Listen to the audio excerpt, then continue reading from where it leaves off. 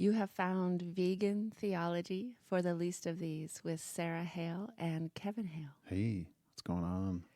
How are you, Kevin? Good.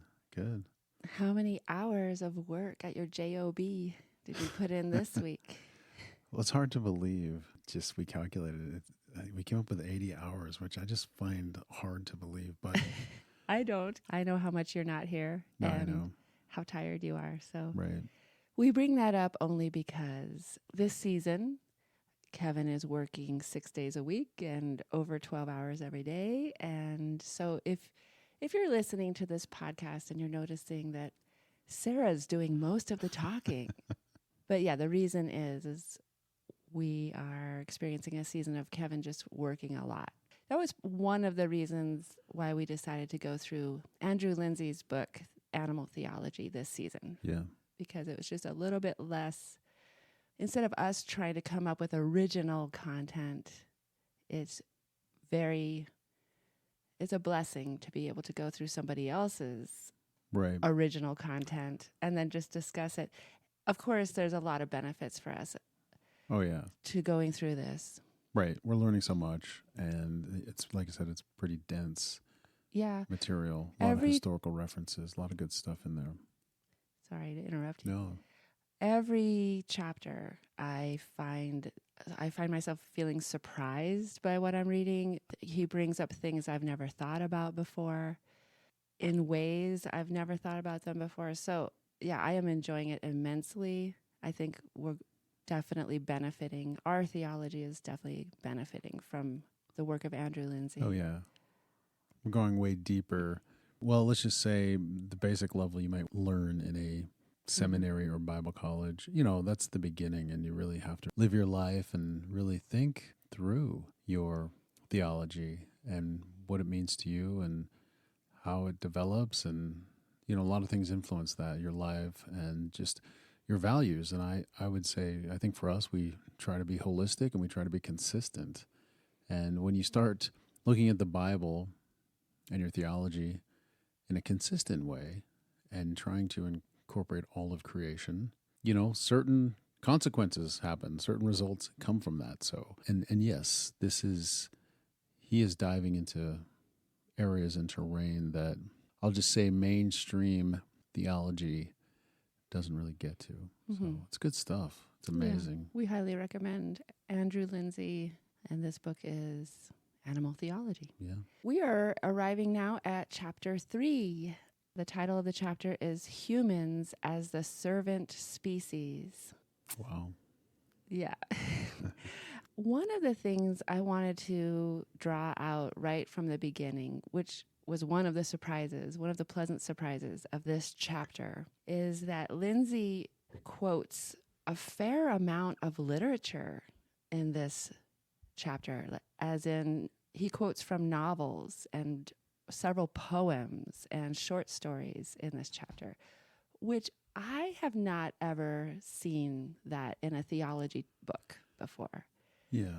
It's so refreshing, and it's just interesting. Right. There's a value of fiction. Theology, the study of God, can easily go into this very intellectual, rational realm that can sometimes feel very dry and very cold and clinical, sterile, which is unfortunate. It's one of the pitfalls, I think, that we have to avoid when we study theology, because obviously if it's not reaching the heart, if it's not reaching the emotions and the passions of the human, there's something going wrong there. Right. Our relationship with God should not just be this mental exercise. You know, and we're obviously very new to podcasting. And one of the conversations we've had is that we don't want this theological podcast to feel very just clinical and intellectual and logical and not have any heart in it. Right. And so the fact that Linzey uses fiction in his theology to help embody it, to help give it flesh and bones, Right. is, this is one way, one of probably several ways that we could think about making our podcast more from the heart. Right. I remember, too, we had a professor at Moody Bible, Dr. Rosalie DesRosiers, and she would make similar comments like this, that a lot of theologies were very sterile and maybe even clinical, like you're saying. And she was always drawing out books that embodied theology in such a way and told a story and just made it come alive. And I remember she taught a class called The Image of Christ in the Novel. And of course, we loved that class, and we still read books that were taught in that class. And one of our favorite books ever, fiction, is from that class, several, including stuff from Flannery O'Connor and Edward Lewis Wallant, and the list goes on. And it just reminds me, we happened to see maybe a few months ago a theologian, Karen Swallow Prior. She came to Bozeman. She was giving a whole lecture on the Christian imagination. But she really, I guess, ignited, I think in both of us, some idea of using our Christian imagination, especially as it applies to the new creation. Let's think about that. Let's imagine what that's going to be like, and let's start talking about that, using our Christian imagination. Yeah, I think there's a value in fiction, a value in story that embodied the gospel in a way that bypasses our logical, intellectual mind and actually just goes straight to the heart, where real change happens. It reminds me, even when you're talking to someone about animals, right, or veganism, you can talk to them and give them statistics and all the data all day long, and they can decide that maybe you're right, maybe you're wrong, but they walk away feeling like unchanged. Whereas if you can get someone to watch Dominion or any documentary where they're actually having to watch animals suffer, that goes right past their intellect and goes right to their heart, where the issue is often settled right then and there. Right. I don't want to participate in anything that supports this. There's something about story and getting to the heart of the matter that really brings life change. Right. I think it's really interesting. A lot of our scriptures are in the form of narrative or poetry, even the parables of Jesus. And you'll notice a lot of theologians and pastors, they don't spend a lot of time on those parts of scripture. They don't lend themselves to a nice 3-point sermon outline like the epistles do. Right. But again, the stories are what actually captivate our heart and actually inspire us when we're going through hard times or when we're experiencing different aspects of life. It's the stories that we remember and inspire us. The fact that he includes so much fiction, he quotes from so much fiction, a lot of this I've never heard of. John Austin Baker's theological fantasy entitled Travels in Eudamovia, Helen Waddell's Peter Abelard, and then several poems, Joseph Plunkett, Edith Stilwell, Alexander Pope, and others. There's a lot of fiction quoted in this chapter. That's awesome. It's very, very cool. But he opens this chapter, humans as the servant species, once again wanting to come back to, like, what are we going to do about the fact that the Christian traditional claim is that humans are unique above all of creation. So how can we really reframe that or deal with that? Let me read from the first paragraph of the chapter. He says, "It is frequently maintained that animal rightists see no real difference between animals and humans and try to put both on the same moral or theological level. That is one of the major criticisms that Christians have against people who care about animals. Oh, you're trying to put animals on the same level as humans? And that sounds like heresy to our ears. But he goes on to say, but does it follow that to endorse the ethical treatment of animals requires an abandonment of the traditional Christian view that humans are special or unique? I do not think so. In what follows, I try to show how the view that humans are morally superior is actually central to good animal rights theory.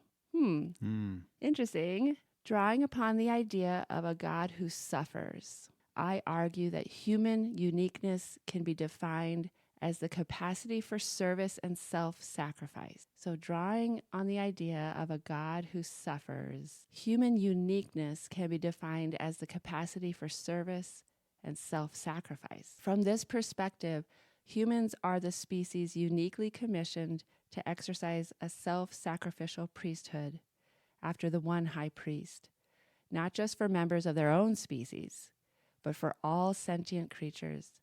The groaning and travailing of fellow creatures requires a species capable of cooperating with God in the healing and liberating of creation. One of the many things that jumps out at me there is, yes, we are unique. We are special. We are the ones who have the capability of cooperating with God to heal and liberate creation. And I love that he's saying, yeah, you're right. Absolutely. The human species is unique in creation. You're absolutely right. And what are you unique to do?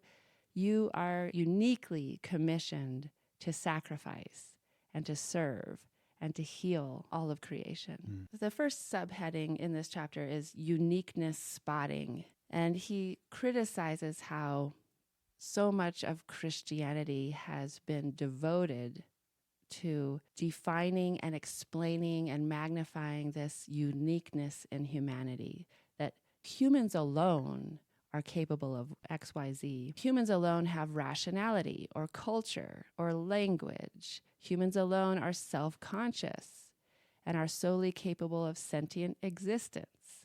And humans alone are capable of praising God and entering into a relationship with the divine. And right away, I just feel like, really? Are you sure that humans alone have rationality or culture or language or are self-conscious or capable of praising God?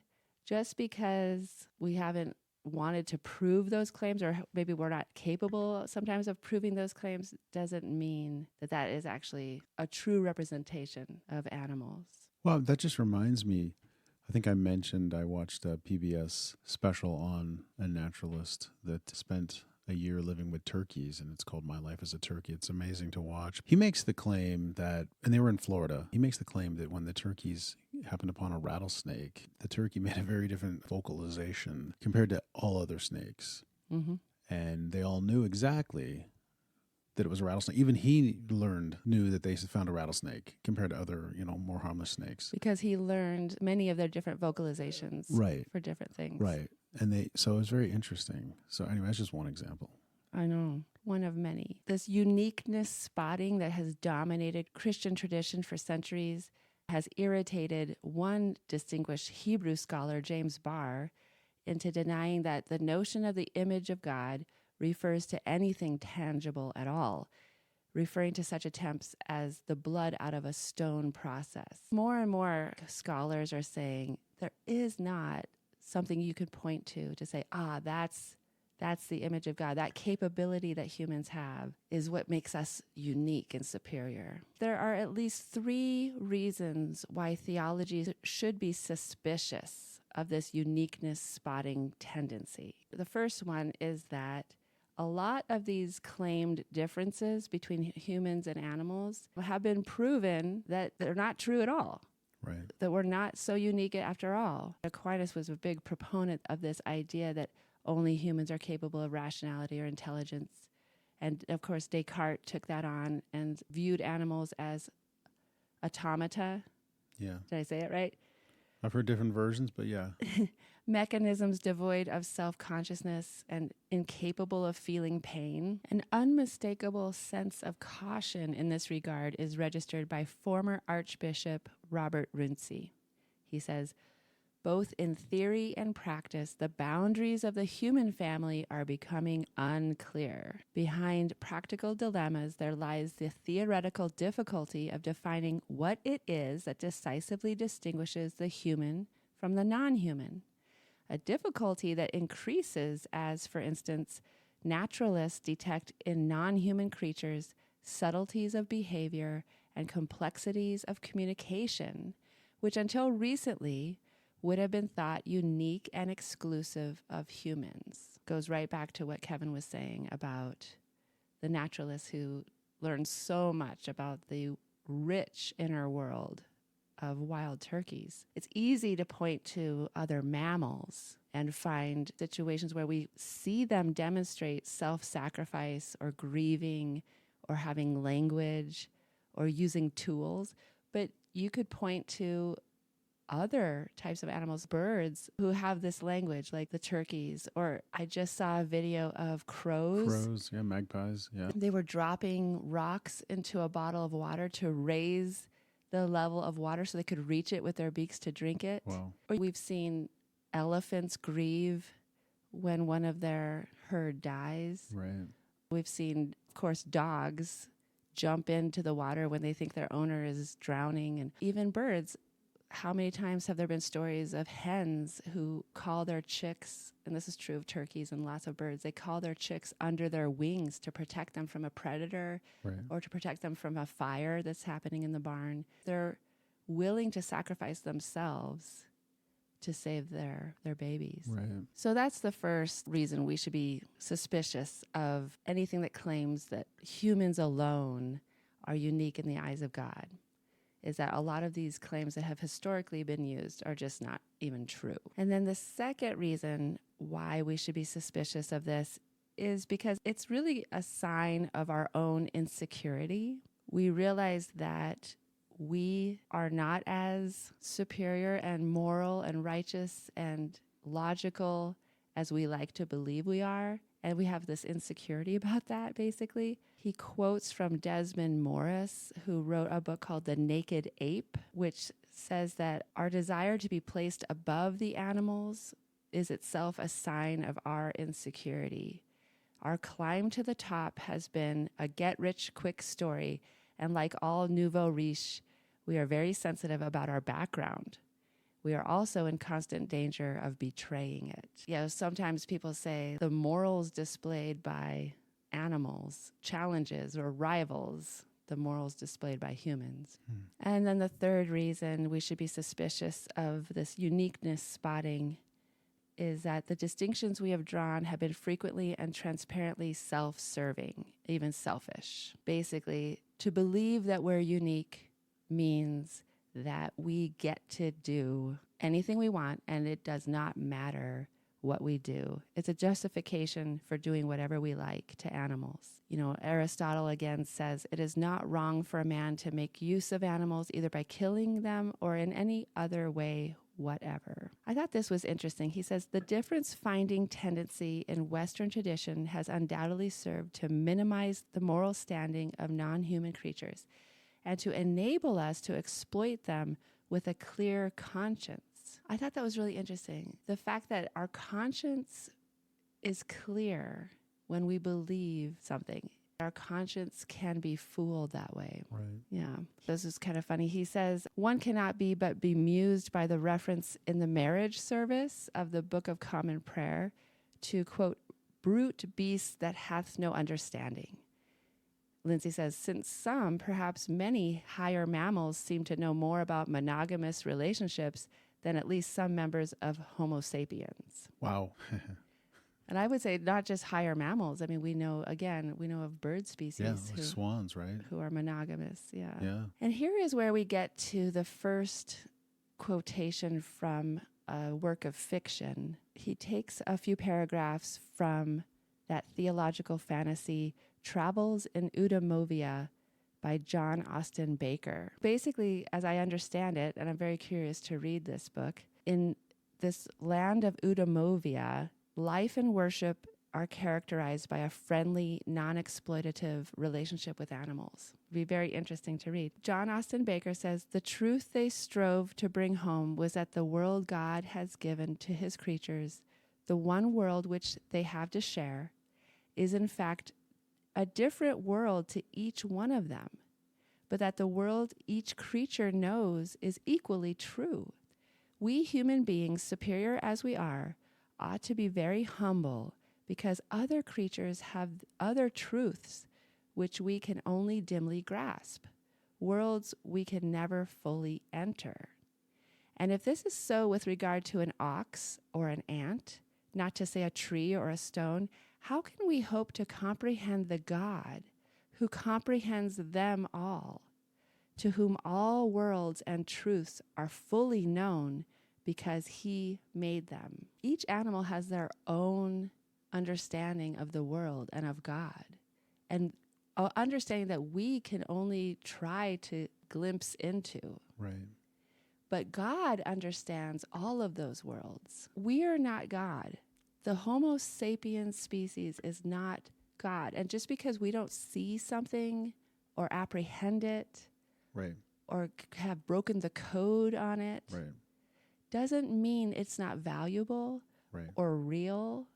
Well, that's the thing too, right? I don't know if I mentioned this in this podcast, but we know that birds, they can see certain color frequencies that humans cannot.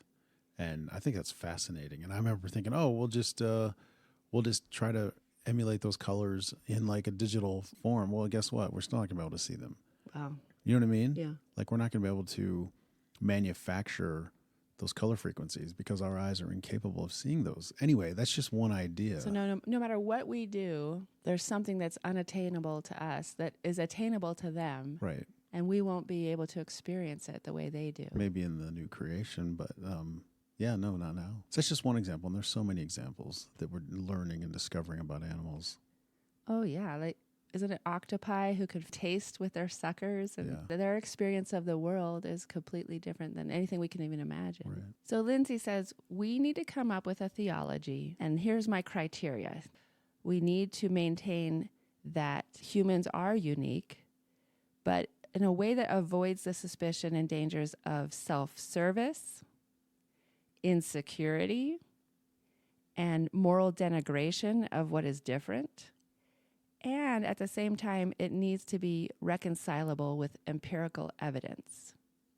So these are the criteria with which he strives to build this theology. Wow. And where he goes next is the suffering God, which again, I did not see that coming. When I was reading a book about animal theology and how God cares for animals and we should care for animals, I didn't think we were going to get into the idea of the suffering God. Linzey begins this part of the chapter subtitled The Suffering God first by saying, I begin by laying some stress on this word theological. Many of the previous claims for human uniqueness have been essentially naturalistic rather than theological. I mean by this that they have appealed to certain abilities, qualities, or capacities such as rationality or power or self-consciousness, which are taken as determinative of what is uniquely human. Such attempts are not theological in the strict sense of being things which are grounded in the nature of God itself. Despite the traveler in Udomovia's not wholly unjust complaint that our understanding of God is even less adequate than our understanding of the life of our cat, it is here that there may be a way forward. I like that quote. I think part of our problem as humans is we look at animals through the human lens, right? Mm. Like, well, I can't understand their language. I can't understand their rationality. Therefore, it must not exist. We value our perspective and our understanding so much that if we can't fathom what's going on in the animal world, it just must not matter, right? Or not exist. Or not exist. Right. Sometimes we do the same thing to God. We basically put our attributes onto God instead of remembering we can't comprehend God. God is other. God is not human. This whole chapter is a good reminder that our perspective is not the only capital T truth. Right. It's just our perspective. And we need to have some humility around that. And this is where Linzey goes into a story by Helen Waddell called Peter Abelard. I'm just going to read part of what he quotes from that story. "My God," said Tybalt, "what's that?" From somewhere near them in the woods, a cry had risen, a thin cry of such intolerable anguish that Abelard turned dizzy on his feet and caught at the wall. "It's a child voice," he said. "Oh, God, are they a child?"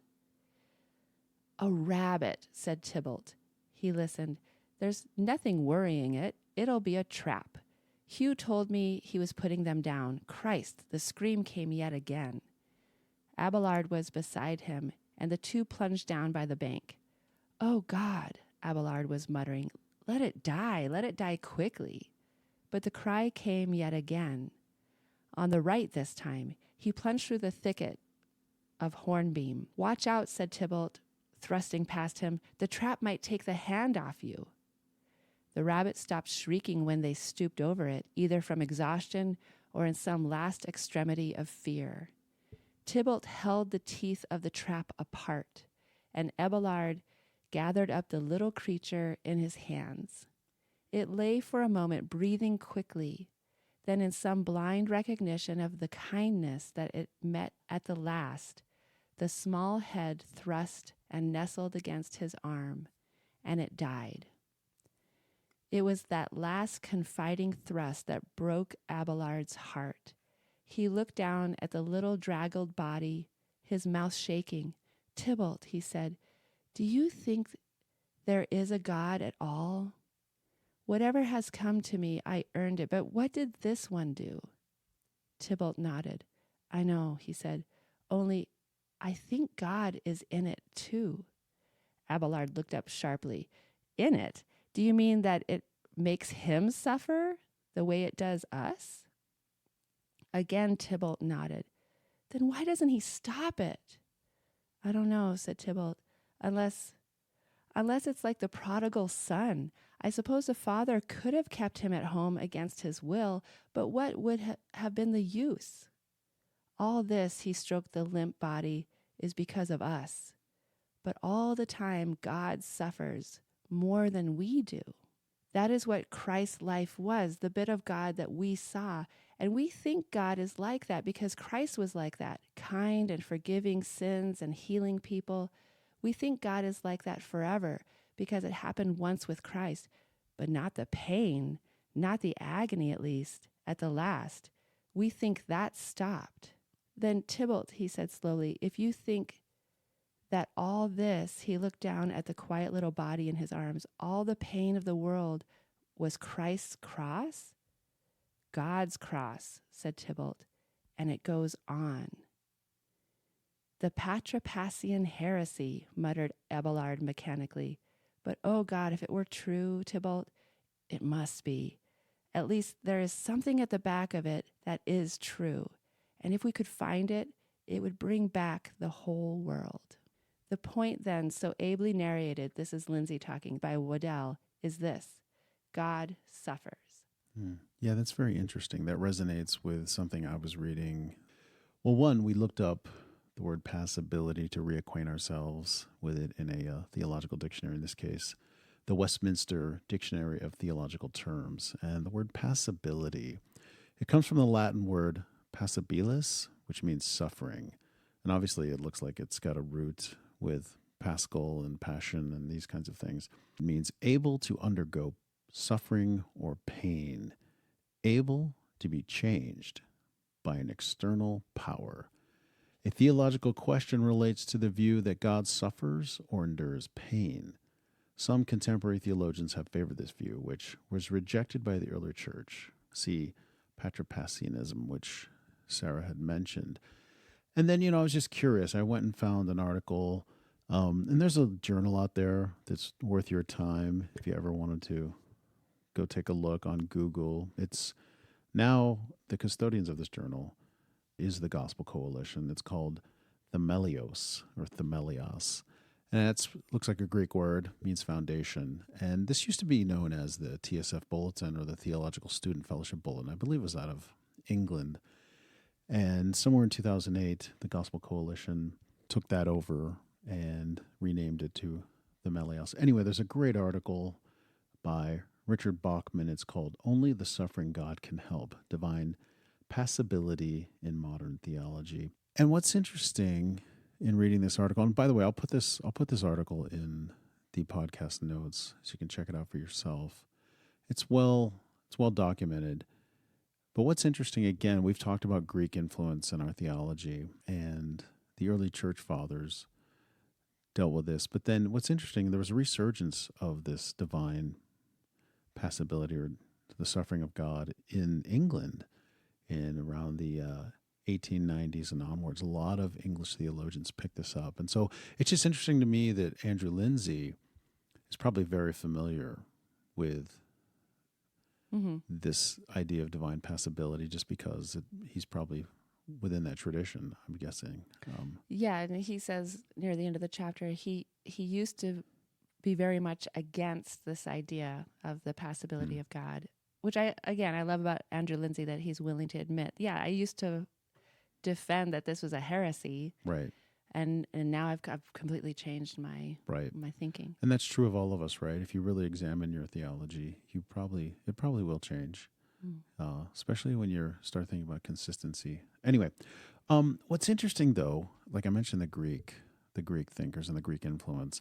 As I'm reading this article, I'm seeing there's this Greek influence where the Greeks thought that God, kind of what you're saying, holy other. I mean, Karl Barth used the term holy other, that God is so transcendent and separate from us.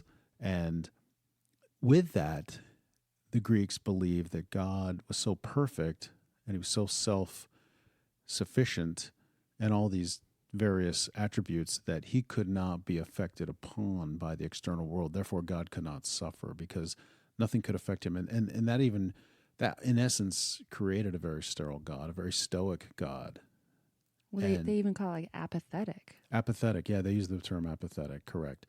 And then somewhere along the way, theologians kind of wrestle with this, especially as a result of the First World War. And we know if you read any church history, you find that a lot of theologians changed their views on a lot of things after the First World War. And Karl Barth came out of that. His theology is highly influenced by the First World War. Same for Jürgen Moltmann.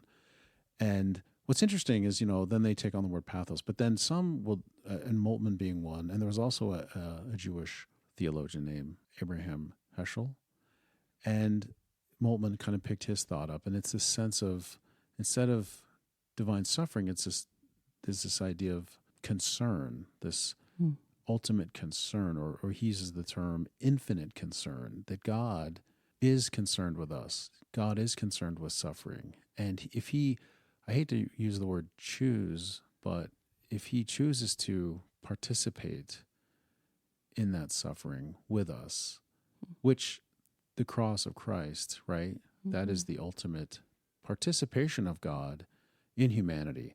And there are different arguments there, and the Trinity comes into this whole thing where some will say, yeah, of course Christ in his physical body suffered, but the Logos, the divine part of Christ, did not suffer. And so there are arguments back and forth, but I think the ultimate idea that I came away with, and it's kind of what you're saying right here, what Linzey has just said, is that, and if you really think about this, and again, I would recommend reading this article, it's quite fascinating, that there's this passion involved, and there's this, with suffering, and there's a sense of love. And if you love something or someone, there's going to be suffering because of the broken world we're living in. And it's almost like when we say God is love, that means God suffers. And I mean, I'm simplifying this. This is a very summary view right now. Probably not doing the article any justice, but I just was fascinated by that. I'm fascinated as well. And this is a new concept for me. This is a new term. I've never thought through this. So I'm just beginning to think through this. So I certainly don't have my head around it. Right. And it also plays into the problem of evil, which I think eventually we're going to talk about in this podcast, which I don't really want to talk about because it's so difficult and complex. We have to deal with it. Yeah. It seems like it really sheds a new light on the problem of evil. It does. But just the idea that when we say God is love, that God suffers because you can't love something without suffering. And you just think about that in terms of marriage, in terms of losing a loved one, in terms of anything. When God the Father gave up his Son to sacrifice for us, you could argue, some say that the Father suffered and then Christ himself suffered, especially when they were separated. And then the Holy Spirit bound it all together, in love. Like I said, very quick overview, but there's more to be understood here for sure. And I can sympathize why this was deemed a heresy, because it seems to lose sight of the idea of divine omnipotence or divine transcendence. Right. It seems to compromise God's qualities in some way. Yeah. But Linzey says what Kevin already said, God's self-definition in Jesus Christ leads inescapably to the view that God really and truly enters into suffering. This seems to me to be required by a fully incarnational theology in which God actually does what is claimed, namely, enter into the awfulness of the human condition. He goes on, but like Tybalt in the story, I want to go further.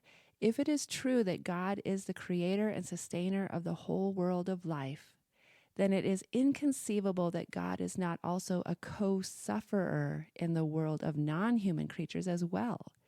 Years of Christian tradition have obscured this basic implication of the gospel narrative. Linzey goes on, and yet the idea that God is affected by the suffering of all creatures has not been lost on generations of saints and poets.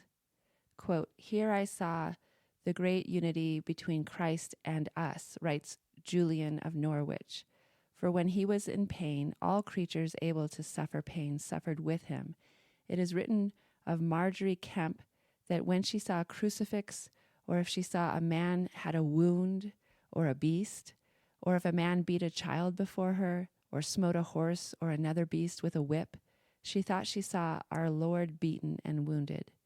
Perhaps the best known expression of this idea is in poetry is found in Joseph Plunkett's I See His Blood Upon the Rose. Linzey quotes Joseph Plunkett's poem called I See His Blood Upon the Rose. I see his blood upon the rose, and in the stars the glory of his eyes. His body gleams amid eternal snows, his tears fall from the skies. I see his face in every flower.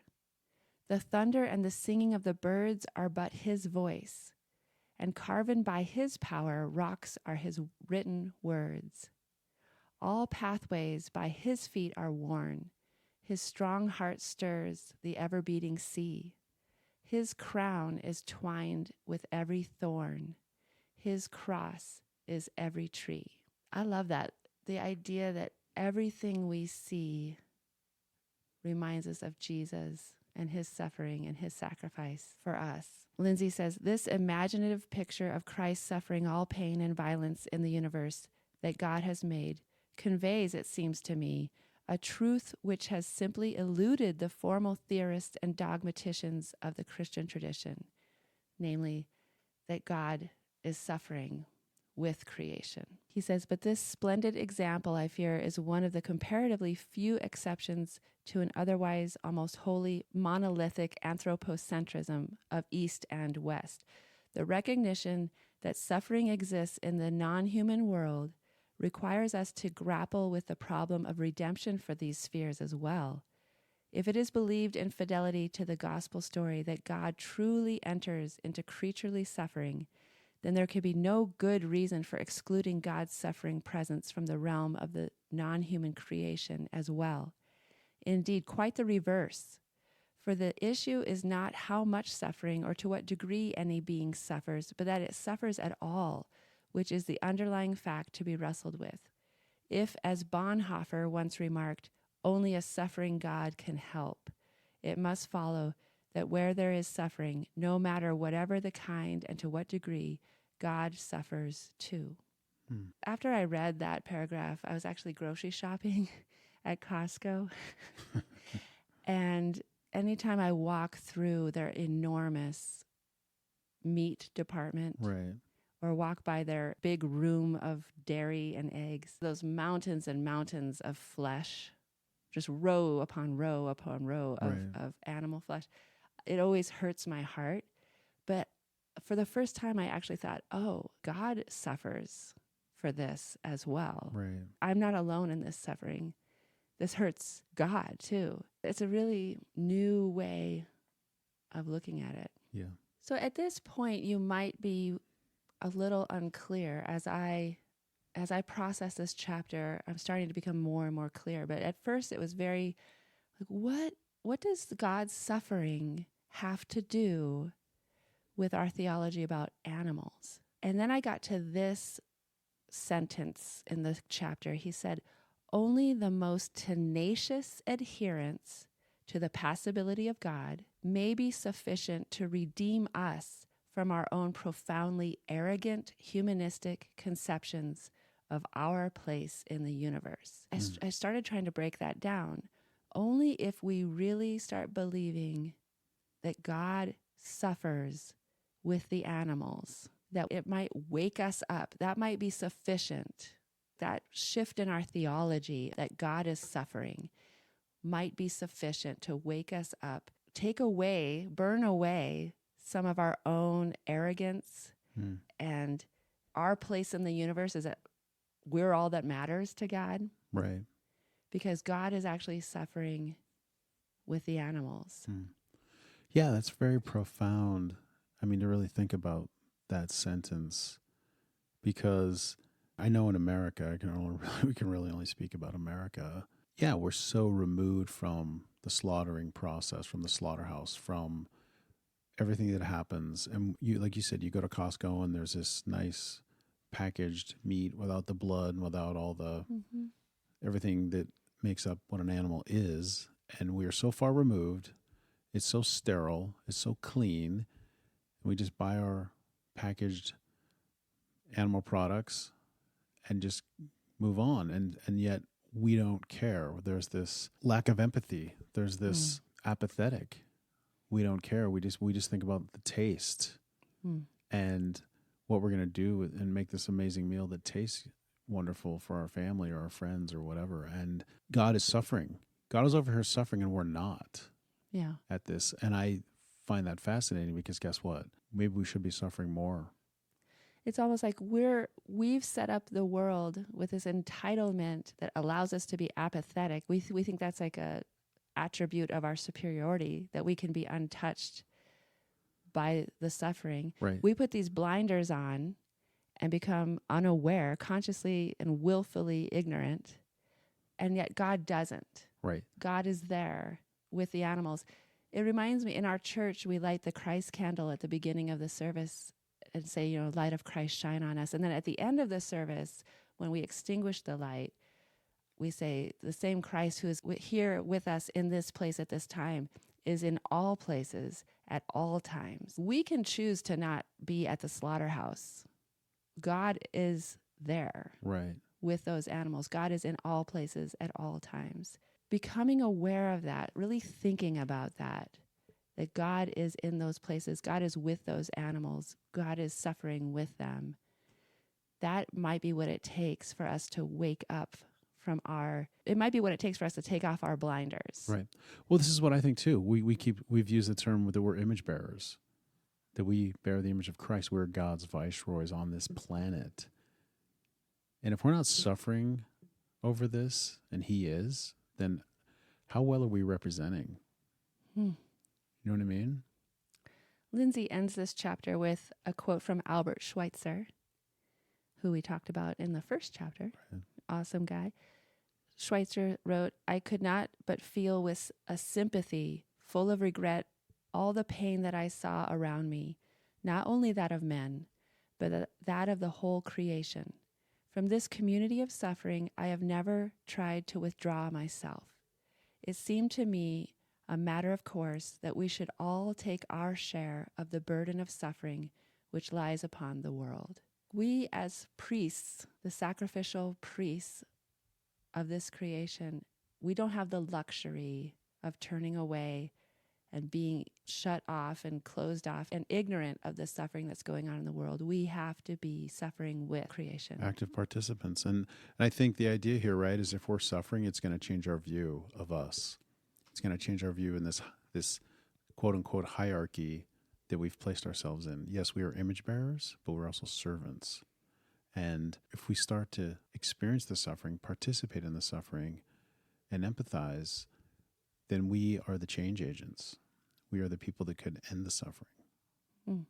And that would realign our priorities in this creation model, in this kingdom. Very interesting. Very. Yeah, I feel like this is something I'm going to be chewing on for a long time. Right. Profound. Yeah. Very good chapter. Thanks for joining us. Yeah, thanks for this listening. discussion. Hope you enjoy it. See you next time. Bye-bye.